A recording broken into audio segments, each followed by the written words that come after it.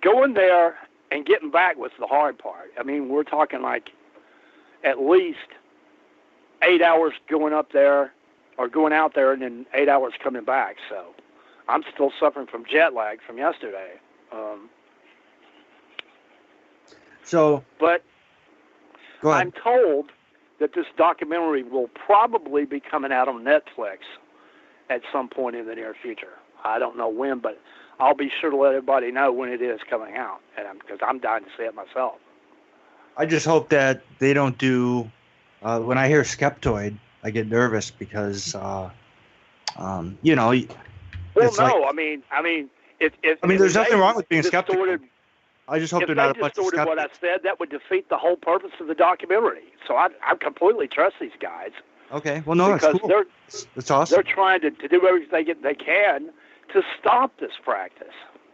Right. And another stupid thing. Well, that's a good thing. About a lot of the television documentaries are made now is that when they're first starting to write the script or come up with what they want to do on these programs, why don't they just initially go approach the experts on the subject and bring them in at the beginning to help form the script and the ideas behind the documentary?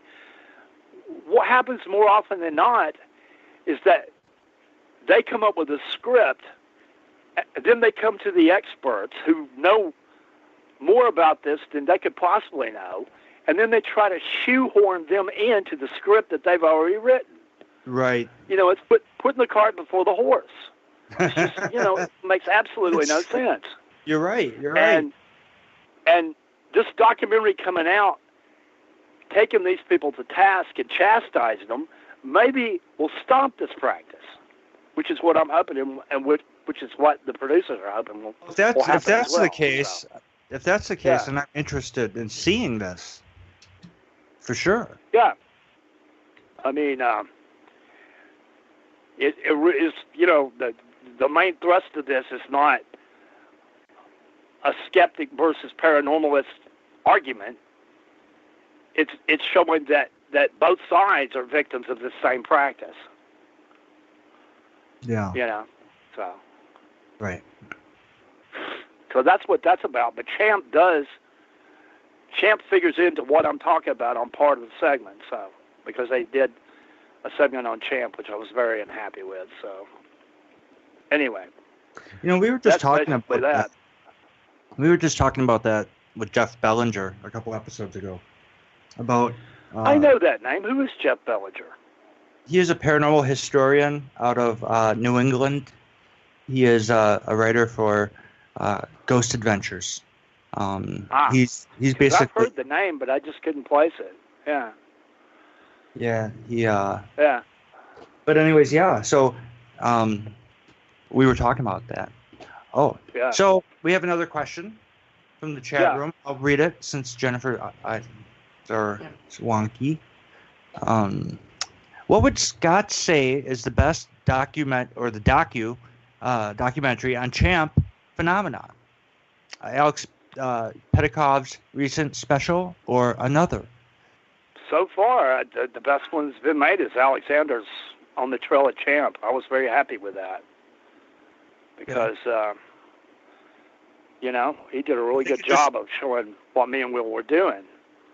And he let me have a lot of input going into the historical background of Champ for the reports from the 1800s and the Indian stories and all that, So I'm very happy with that he was able to let me have a lot of input on that. But yeah, if I was going to recommend something to anyone, I would say that. He also managed to get Senator Manzi's last interview on that documentary. Oh, wow. Yeah, I brokered that too. Oh, cool. So yeah, I thought it was very well made, and I'm definitely happy with it. And if you have to just watch one thing, I would recommend that. The Monster Quest episode was well done, and the old segment from Unsolved Mysteries, the old Robert Stack show, Yeah, good old Robert Stack. Well Stack. done too. Yep. So those, to me, those are the three essential pieces of documentary programs that I would recommend to people. Robert Stack didn't age for a long time. Yeah, he didn't. He was it's like Dick Clark. That was a great show. That was a great show. Oh, absolutely. I used to watch it back when it was originally on. Right. Yeah. Yeah. I was hooked too. I was hooked. For sure. Yep. Yeah. Okay, so we have another. Well, why don't we talk about the future here? We have 8 minutes before our next break. Mm-hmm. All right. Well, so what do you got? One major thing that I've been wanting to do for years that I think I'm actually going to get around to doing this summer coming up is I've wanted to do an experiment with magnets. And the reason why is that sharks and sea turtles use electromagnetic fields in the earth to navigate with. Okay? Yeah. So my idea is to see if some kind of a strong magnet or a couple of magnets put together could generate a magnetic field that might actually attract one of these animals and bring it in out of its curiosity, That's thinking outside the box. That's good. Yeah. What I'm thinking about doing, and it's not very expensive, it's just putting it together, is the most powerful magnet I've been able to find that's commercially available is the magnet that goes in a microwave. And you can buy these magnets separate from the microwave to, I guess, to replace one from an old microwave or whatever. So what I'm going to do, they're donut-shaped and probably about the size of my hand.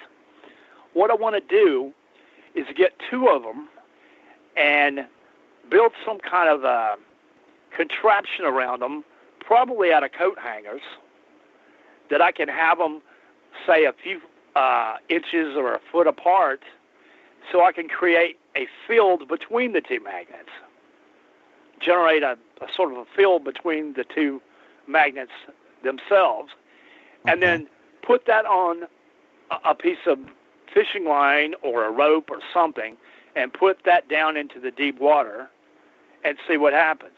See if someone comes up to it and checks it out? Yeah.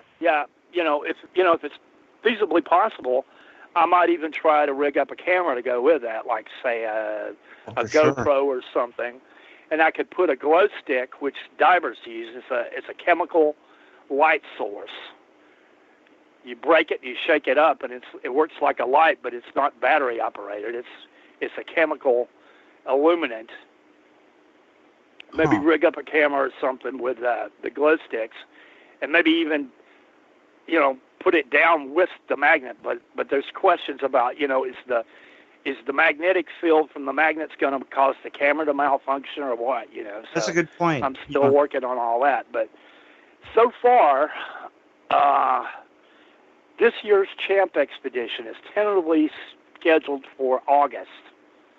So I've got from now till August to put all this together. At the very least, I'm going to put the magnet down on a rope and slowly bring it up and be ready with a camera at the surface. I just don't know what my finances are going to look like or any of that yet. So, as you probably are well aware, I have a GoFundMe account for people to donate for the champ work that I'm doing, and that the work that me and Will have done over the years, What do they type in? How do they find that? It's on GoFundMe. You would punch up Lake Champlain Monster Hunt, and it'll take you right to it. Okay. Lake Champlain Monster Hunt. Yep, on GoFundMe. So, I'm not standing on the corner saying, "Hey, man, can you help me? Can you give me some change? I want to get something to eat," But if people want to help out, I could use all the help I can get, And me and Will worked for 9 years all together, Some years he couldn't make it up for whatever reason. But we worked together from 2009 until his untimely death.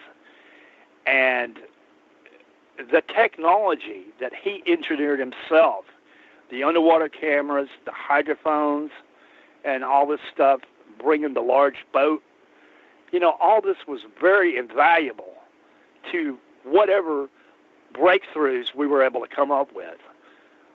Like the work we did in 2017, because of all the technology and his boat that we had, is the best prepared we ever were the whole time we worked together to come up with something. And debatably we did, the sonar printout and the hydrophone sounds. So I can't emphasize enough what a major contribution that William Dragunis made to the work that I have done at Lake Champlain. I mean, it's just invaluable. And when Will got sick, he had to pay for all these medical bills, and he had to sacrifice his boat and the sonar and his underwater cameras, and all that technology sadly is gone, along with my friend, who was a very talented individual. You talk to people in the Bigfoot field, they hold Will in very high regard because of the work he did on Bigfoot as well. He actually saw a Bigfoot in 1995, which started this whole ball rolling, So that's cool. We should remember William Dragunis. Absolutely. Oh, yes, definitely. And I miss my friend and co-worker, so I'm kind of having to start all over again, but I'm still in the game, so we'll see what happens. I've got my friend John Cronin to help me. My friend Jason Lorfice, who does Bigfoot research in Vermont, he helps on occasion. He's got a drone camera, so, we'll see what happens. I'm going to do, let's put it this way, I'm going to do everything that I can do financially or, as time allows to carry on the work. That's all I can say at this point, Right, and that's what, I'm sure that's what Willie would have wanted. Oh, for sure. So I'm trying to walk a fine line here. I'm trying to honor the memory of Will and keep the integrity that he brought to the search in the future work I do, but at the same time, I don't want to exploit his memory and reputation for my advantage, if that makes any sense. That does make sense. Yeah, because I really thought the world of the guy, and I thought the world of Sandra Manzi too. So those were two very painful losses of people that I knew that were very close to the whole Champ thing. May they both rest in peace. Yes. Yeah. Next month will be the 1-year anniversary of Sandra Manzi's passing, and it was heartbreaking. I spoke to her the day before she passed, and I told her, it says, I appreciate your friendship, and I'm honored to have known you, and I wish you the best, So at least I got to say goodbye to her. It was heartbreaking. I was crying too, On that note, why don't we take our... why don't we take our next break? Sure. You are listening to Paraversal Universe. We will be right back with our guest for this segment after the commercial break.